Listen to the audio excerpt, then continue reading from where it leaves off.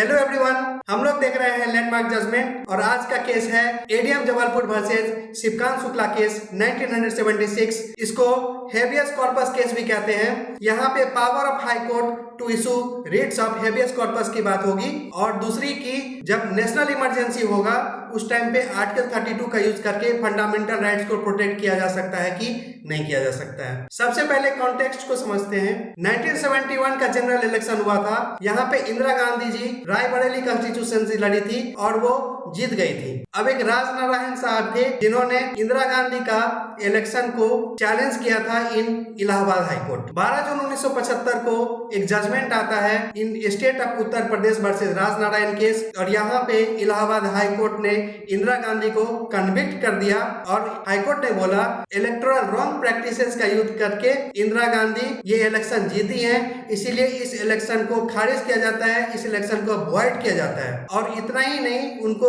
6 साल के लिए किसी भी इलेक्शन लड़ने से बैन कर दिया गया। हालांकि कुछ दिन का उनको कंडीशनल स्टे मिला था बट उनको 6 साल की बैन लग गई थी। अब इंदिरा गांधी सोची मैं तो प्राइम मिनिस्टर ऑफ इंडिया हूँ, मेरे पास तो बहुत ज्यादा पावर है। इन्होंने कॉन्स्टिट्यूशन को खंगाला और निकाला आर्टिकल 352। आर्टिकल 352 होता है नेशनल इमरजेंसी का। अब ये उस टाइम के प्रेसिडेंट थे फखरुद्दीन अली अहमद साहब। उनसे जाके मिली और बोली कि साहब आप बोलिए कि इंटरनल डिस्टर्बेंस हो चुका है देश में और इस कारण से नेशनल इमरजेंसी लागू होता है। यही बात हुआ। 26 जून 1975 को नेशनल इमरजेंसी पूरे देश में लागू हो जाती है और जब नेशनल इमरजेंसी लागू होती है तो बहुत सारे आर्टिकल्स कॉन्स्टिट्यूशन के जो इमरजेंसी वाले हैं वो लागू हो जाता है, जैसे आर्टिकल 358, आर्टिकल 359। तो आर्टिकल 359 का यूज करके एक प्रेसिडेंशियल ऑर्डर आता है और उसमें ये बोला जाता है कि all the proceedings which is pending in any court of India, जो कि फंडामेंटल राइट्स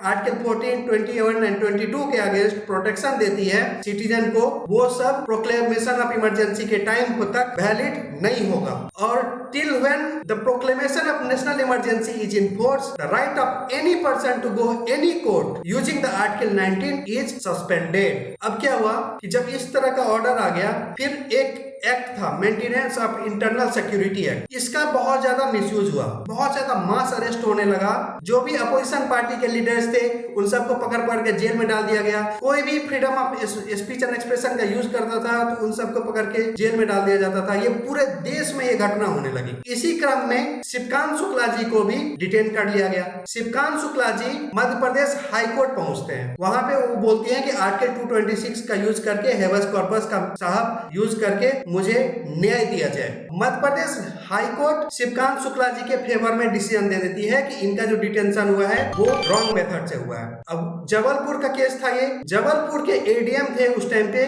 किरण विजय सिंह। उन्होंने सोचा कि जब ये पूरे देश में हो रहा है तो मैं जो जिस पर्सन को डिटेन किया हूँ उसको हाई कोर्ट इस तरह से खारिज कैसे कर सकती है। तो यही बात लेके खुन्नस में आके ये पहुंच गए supreme court of India. Supreme court में बात आ गई। अब ये पूरे देश की इस तरह की सिचुएशन थी। अब एडीएम जबलपुर वर्सेस शिवकांत शुक्ला बहुत ज्यादा हाईलाइटेड हुआ था तो इसको हेबियस कॉर्पस केस का नाम दे दिया गया। हेबियस कॉर्पस में कोई भी कोर्ट एक ऑर्डर इशू कर सकती है। जो पर्सन किसी दूसरे पर्सन को डिटेन किया गया है उसे बोला जाएगा कि जिसको डिटेन किए हो उसको कोर्ट में लेके आइए आप और बताइए कि क्यों आपने इसको डिटेन किया है, क्या रीजन है। देन जब सुप्रीम कोर्ट में बात आई तो एडीएम जबलपुर साहब ने क्या आर्गुमेंट दिया। उन्होंने बोला कि नेशनल इमरजेंसी एग्जीक्यूटिव को extra power, special power grant करता है और इस टाइम पे आर्टिकल 358, 359 का यूज करके एग्जीक्यूटिव बहुत सारे एक्शंस ले सकती है। इवन प्रेसिडेंशियल ऑर्डर भी आ गया था। उसमें भी जब कोई फंडामेंटल राइट इस तरह से वायलेट कर रही थी तो गवर्नमेंट के सपोर्ट में खड़ी थी वो प्रेसिडेंशियल ऑर्डर आर्टिकल 359 का यूज करके। और ये बोलती है ADM Jabalpur executive can take any action depriving a person of fundamental right mentioned in the presidential order. तो हमने जो किया है वो गलत नहीं किया है माय लॉर्ड।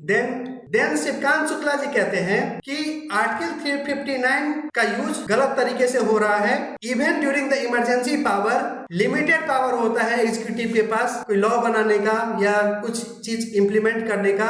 वो इस तरह से freedom of speech and expression को छीन नहीं सकती है। Article 359 does not give legal protection to the executive for every action and और ये बोले it does not effect the enforcement of the common law and statutory law under article 226। इसलिए मेरे साथ जो हो रहा है वो बिल्कुल गलत हो रहा है। मुझे जो डिटेन किया गया है वो बहुत गलत तरीके से डिटेन किया गया है। सारा कुछ सुनने के बाद सुप्रीम कोर्ट एडीएम जबलपुर के फेवर में डिसीजन देती है, मतलब शिवकांत शुक्ला जी केस हार जाते हैं और ये बोलते हैं कि किसी भी पर्सन के पास कोई राइट नहीं है आर्टिकल 226 का यूज करके, हेबियस कॉर्पस का यूज करके कोर्ट जाने का, हाई कोर्ट जाने का। और इतना ही नहीं, देश में इस तरह का जितना भी जजमेंट आया था in any high court of the India, उस सबको सेट असाइड किया जाता है, वो सब सारे खारिज हो जाते हैं। और सुप्रीम कोर्ट ने बोला कि maintenance of internal security act जो है वो कॉन्स्टिट्यूशनली वैलिड है और गवर्नमेंट इसका यूज करके जो मास अरेस्ट कर रही है नेशनल इमरजेंसी के टाइम पे वो बिल्कुल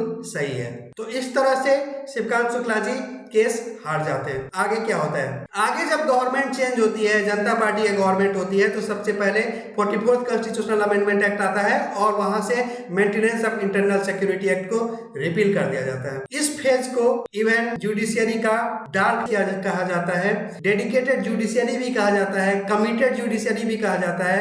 पूरे हिस्ट्री में ये वाला phase darkest phase of judiciary है। Even in the supreme court itself in Ramdev Chauhan versus Banikant Das case in 2010 supreme court ने ऑफिशियली ये डिक्लेयर किया, एडमिट किया कि एडीएम जबलपुर केस में जो जजमेंट आया था वो गलत था। आज की क्लास में इतना ही है।